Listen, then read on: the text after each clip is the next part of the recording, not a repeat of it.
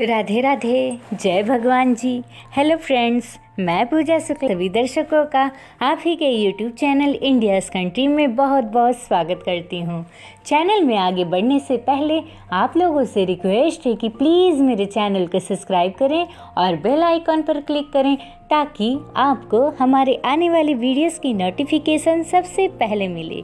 आइए बात करते हैं। लक्ष्मण को निगल गई थी माता सीता और हनुमान जी देखते रह गए। रामायण और रामचरितमानस से सीता माता और लक्ष्मण के बारे में एक रोचक कथा मिलती है। हालांकि कुछ विद्वानों का मानना है कि इस बात में कोई सच्चाई नहीं है, यह तो मात्र किंवदंतियां हैं। यह कथा कितनी सही है यह तो बताना मुश्किल है, लेकिन जनमानस में यह कथा प्रचलित है कि एक समय माता सीता ने उनके देवर लक्ष्मण को निगल लिया था और उस वक्त हनुमान जी दूर से ही देखते रह गए थे। आओ जानते हैं कि ऐसा क्यों हुआ था। रावण का वध करने के बाद भगवान राम लंका से माता सीता के साथ अयोध्या लौट रहे थे। उस दौरान अयोध्या को दीपकों से सजाया जा रहा था। दीपावली का दिन था, उत्सव मनाया जा रहा था। उसी वक्त सीता माता को यह याद आया कि वनवास जाने से पूर्व माँ सरयू से वादा किया था कि अगर पुनः अपने पति और देवर के साथ सकुशल अयोध्या वापस आऊंगी तो आपकी विधिवत रूप से पूजा अर्चना करूंगी। यह सोचकर सीता माता लक्ष्मण को साथ लेकर रात्रि में सरयू नदी के तट पर पहुंच गईं। उन्होंने सरयू की पूजा करने के लिए अपने देवर लक्ष्मण से जल लाने के लिए कहा।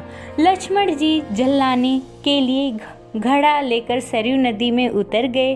वे जल भर ही रहे थे कि तभी अचानक सरयू नदी के भीतर से अघासुर नाम का एक राक्षस निकला जो लक्ष्मण जी को निगलने के लिए आगे बढ़ा। लेकिन तभी भगवती सीता ने यह दृश्य देख लिया और उन्होंने लक्ष्मण को बचाने के लिए अघासुर के निगलने से पहले स्वयं लक्ष्मण को निगल गईं।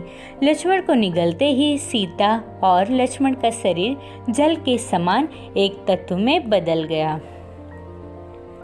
यह अद्भुत दृश्य हनुमान जी देख रहे थे जो एक पेड़ के पीछे छिपे हुए थे। उन्होंने सीता और लक्ष्मण का जल रूपी सम्मिश्रण शरीर एक घड़े में भर लिया और भगवान श्री राम के सम्मुख उपस्थित होकर सारी घटना सुनाई।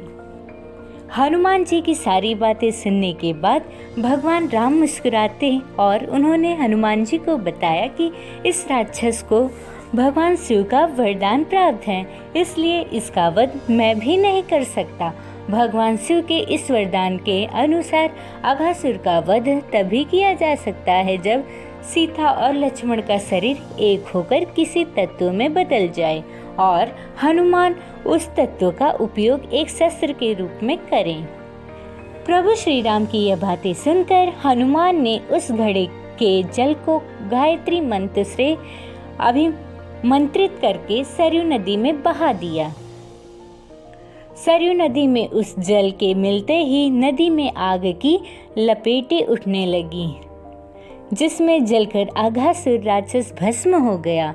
अघासुर के भस्म होते ही सरयू नदी ने सीता और लक्ष्मण को उनका शरीर वापस कर दिया और इस तरह से उन्हें फिर से एक नया जीवन मिला।